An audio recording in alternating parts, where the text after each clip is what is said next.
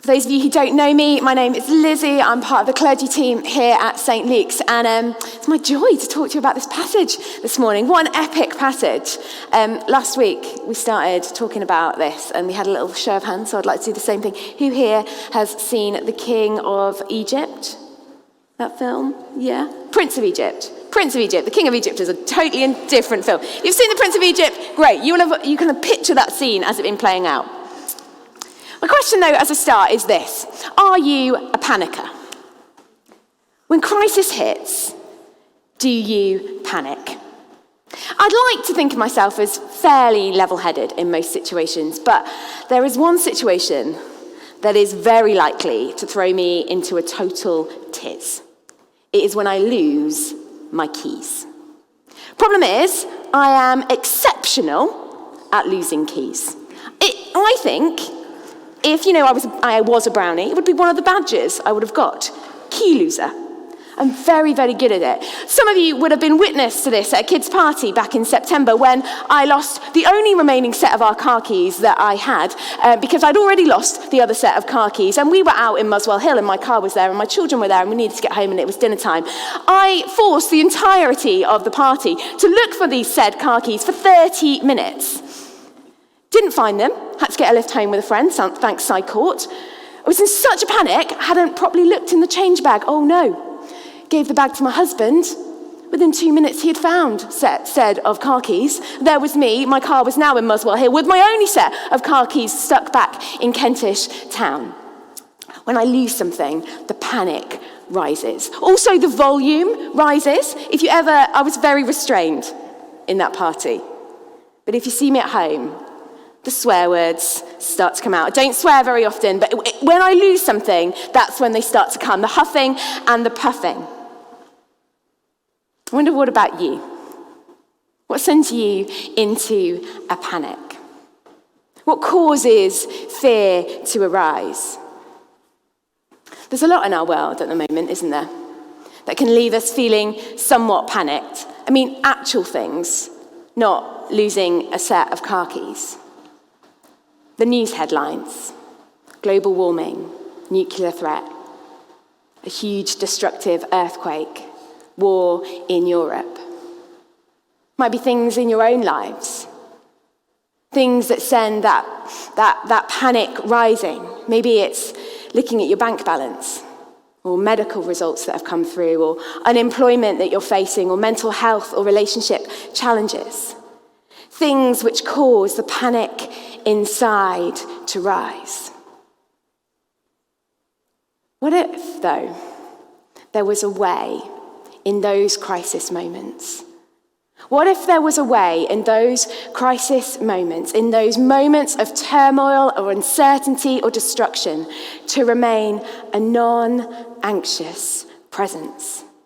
Or as someone said to me earlier this morning, a calm Christian. I want to suggest that is possible. And it starts with remembering. But before we get onto that, we're going to dig a little bit further into the reading we've just had. We are in the middle of a very mini-series. We're doing kind of this part of the book of Exodus in 3 series. Lara last week spoke about the Passover. And she spoke about what do we do with these passages where we feel like God appears to act in violent and challenging ways. Today's passage has an element of that. And so that's the question you're asking, can I encourage you to listen back to Lara's talk last week?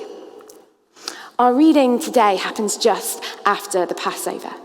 The Israelites are leaving Egypt and they've been set free, and you can almost sense this like breath, this relief, this people group that have been enslaved for 400 years walking free away from their captors.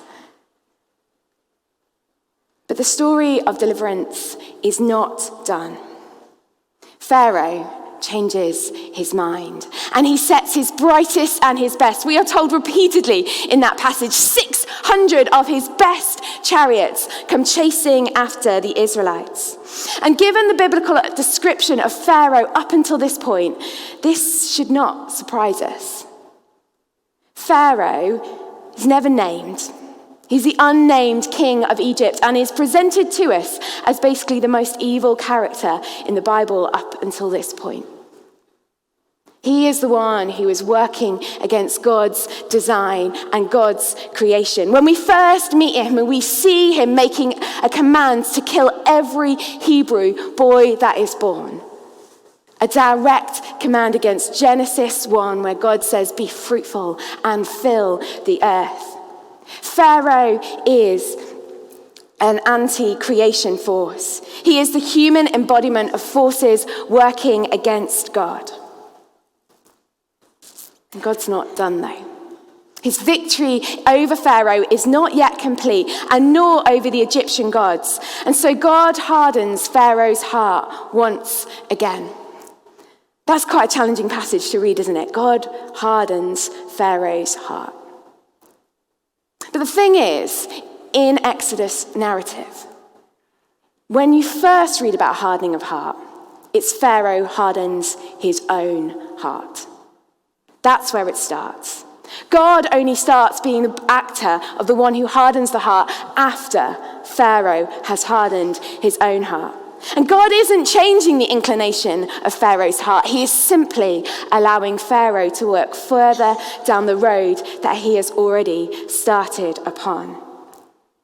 Feels somewhat reminiscent to me of the verse in Romans 1, where he said God gave them over to their evil desires. God honors Pharaoh's choices and lets the consequences play out. So the Egyptians set off on pursuit of these set of Israelites, setting the scene for stage 2 of this deliverance event. The Israelites find themselves boxed in. On one side is the Red Sea. And you should note that the sea, water, the sea in Old Testament kind of theology represented chaos. So on one side, they've got the sea of chaos, and on the other side, they've got this representative of all of the destructive forces. The kind of epitome of evil has been personified in the Old Testament up until this point. And they are stuck in the middle. Suddenly, these people who have been celebrating their liberation out of Egypt find themselves trapped. Find that the enemies seem so much closer than their God. So what do? Well, they do what they would go on to do for the next 40 years. They complain. They're like, why? Why did you leave us out here? Weren't there enough graves in Egypt? What are you doing, Moses? We didn't want to leave in the first place. This is all your fault. Moses responds, verses 13 and 14, "Do not be afraid. Stand firm and you will see the deliverance the Lord will bring you today. The Egyptians you see today, you will never see again. The Lord will fight for you. You need only to be still." And that's what God does. He does indeed fight for them. He uses the forces of creation to destroy the Egyptian army. God moves the presence, the cloud of his presence, in between the Israelites and the Egyptians, and stopping the Egyptians in their track. And then God tells Moses to stretch out his hand over the water. And as he does so, the wind drives back the sea, so much so that there is a path of dry ground to walk upon. The separation of the sea to create dry land, a deliberate echo of the day 3 of the creation narrative, where God gathers all the waters of chaos into one place in order to create land that would then be the place where humans could exist. Here we see God gathering the sea together again to create dry land in order to create a new place for his people to live. And on this dry ground, in the midst of chaos and destruction, the people of God walking on a new creation of God's dry land into a new reality for themselves. The Egyptians, however, find that their chariots get stuck in the mud on the seabed. Confusion and panic ensues within them, and Moses stretches out his hand once more, and the full force of creation, the full chaos of the seas hits the army, and they are destroyed. And so as day breaks, The once enslaved people of God stand with a new identity. They are now the fully liberated people of God.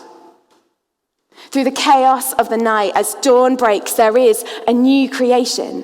Through the waters, they find a new reality for themselves, a new freedom, a new identity. Their enemy has been defeated once and for all. So what?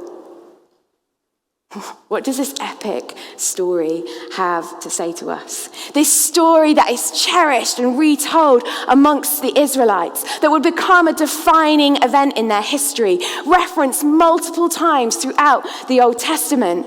What relevance has this story got for us today? This event was not just about a group of slaves escaping Egypt. The story takes on a much greater significance. It's echoing of the creation narrative. It's depiction of Pharaoh as the personification of evil. The way the story is used throughout Scripture suggests that this has a cosmic element to it. This is a story of the Creator God setting and putting a chaotic and oppressive world straight. A foretaste of what Jesus was going to do in his twofold deliverance event on the cross and the resurrection. Can you hear the echoes? The lamb that was slain at the Passover, picturing and mapping onto the cross. And then this deliverance through the chaos into new life.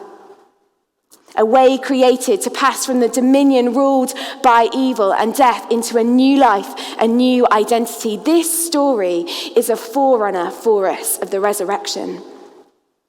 And both events are a bold declaration that evil does not have the final say. God has much better plans for his creation. He will bring his broken creation into new alignment. The forces of chaos and evil have a shelf life. God stands eternal. It's really easy to forget that though, isn't it? When crisis hits. It's really easy to forget that in a week like this week when we have seen the chaos of creation create huge destruction in our world. It's really easy for the voices of the journalists and the politicians, social media, even our friends and family to be the loudest voices, to let those voices be the ones that shape our response to crisis. I spent some time this week with somebody who's had some really bad medical news. And I've witnessed in them the wrestle that is going on. Someone, yes, who absolutely loves Jesus, but all the other voices are so loud for them at the moment. The fight is real. Who are they going to trust? Whose voice are they going to listen to? How is it possible in our moments of crisis, in our Red Sea moments, to stand unafraid? Is there something we can do to counter the panic? I've just been reading through the book of Acts, and I've just read about the martyr of Stephen. Stephen is the first Christian martyr that we have an account of. And as he is literally being stoned to death, Stephen is praying. Not, "Oh my Lord, save me!" It is not a prayer of panic. It's a prayer of, "Here I am. I forgive you. I forgive them for what they're doing." A prayer of surrender and forgiveness. If Stephen can do it, then surely it must be possible in those moments of crisis to be a non-anxious presence. For panic not to be the overwhelming response. And I want to suggest that maybe the first step in this journey towards being that kind of Christian is simply to remember. Now, I know very little about the brain. I stopped science at GCSE. Didn't like it at all. So what I'm about to tell you is based on my own thoughts, not really on scientific backing. So feel free to come at me at the end. But my sense of the way our brain works is, right, when you tell a story, like those connections fire off between like your brain and that bit of the story. I've got some doctors looking at me being like, where is she going with this? And my sense is that our memories work. Like the more we retell something, the more that memory is central in our mind. Right? So my daughter, she basically thinks she's got an amazing memory. She's 4. She's 5, actually. Do her a disservice. She's got this story that she tells all of the time. And because she keeps telling this story, she thinks she's got an amazing memory, but all she actually has done is remembered this particular story. And the more she tells it, the more she remembers it. Right? I guess we all have those things. Stories that we've told lots of times with our friends or at the pub. Right, stories that just come to mind really quickly to us because they're the stories that we talk about. I want to suggest that the same is true for our faith. That the more we recount our stories of faith, both the general story of salvation and the specific stories, we will find those stories easier to access in the moment of crisis. You see, the book of Exodus is this fascinating combination of story and then like liturgical practice. So after the Passover, you get the Passover story, and then right next, you get Moses' instruction about how the Israelites forever onwards from this point will remember and celebrate the Passover. In this story here, you've got the parting of the Red Sea, and then immediately after, you get this rich theological song that is helping the Israelites to kind of process theologically what it was happening, but also a song that they would repeat in worship to each other to retell that story. You see, the writers, the people who put the book of Exodus together, knew that for the people of God to remain faithful, to remain trusting when the other crises come, they needed to remember what God had done in the past. The decisive ways in which he'd acted, the things he had done which had changed their identity forever. They needed to retell their story time and time again. And we need to learn from their example. We need to be regularly recalling and recounting and retelling our story of salvation. That's one of the reasons why we worship on a Sunday morning. We sing these songs which tell again and again the story that we're caught up in, the story that is our story of salvation. It's one of the reasons that we take bread and wine, reminding ourselves of the Last Supper. It's one of the reasons we baptize. We are retelling and recounting this story. These corporate events which remind us of our salvation story. And note that they're corporate. Yes, you can remember these things and what Jesus has done for you at your home on your own. But there is something much more powerful when we do it together as a community. Where we together remember the story that we are part of. So can I suggest the first step is by being here, by being present, by hearing the songs of worship, by engaging with what is happening, by being present regularly so that we can retell to each other regularly this story that we are caught up in. The first step to remembering is to gathering and to being part of this thing we do at church on a Sunday. But it isn't just that big picture of salvation that I think will help us, that we need to remember. I also think it's the specific stuff, the stuff that God has done in your life, how he has acted for you at particular points in history. We need to share those moments with each other too. In my ridiculous example of losing my keys, there have been a few moments, I have one very clear moment, where I'd lost the back door key of our house in Cambridge. And I was like, I literally have no idea where it is. And for just a moment, something triggered me to be like, maybe you should pray about it. So rather than letting the panic arise, I was like, okay, I'm going to pray. And then I was like, the green recycling bin. I think the key is in the green recycling bin. And there it was. Genuinely have no idea how it got in the green recycling bin, but there it was. A tiny, small example of when that crisis hit. But that tiny, small example has shaped how I respond in other crises. That tiny, small example has shown me that the God I worship is the God who can help me when I've lost my keys. He's the God who cares. It's part of the picture of who God is in my life. So we need to be sharing those small examples of what God has been doing. As a staff team here at St. Luke's on a Tuesday morning, we gather and we do a whole load of things. But one of the things we do together is we say, what's God been up to this week? What are the good news stories that we can share in our community? And often they're really small examples. But it helps us as a staff team to form a habit of remembering, of retelling what God has been up to, so that those stories are the ones that are alive in our mind, forming who we are and how we imagine God to be. I wonder, who is asking you that question? What's God been up to this week? And who are you asking that question of? If no one is, can I suggest that it's something you do, a practice you start to put in, maybe in your stream, maybe in your 3s and 4s, maybe around your dinner table at home. These small habits of remembering and recounting, I believe, are one of the keys that can help us when crisis hits.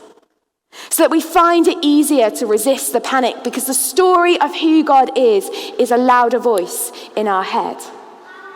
So that when panic and crisis comes, we're able to stand unafraid.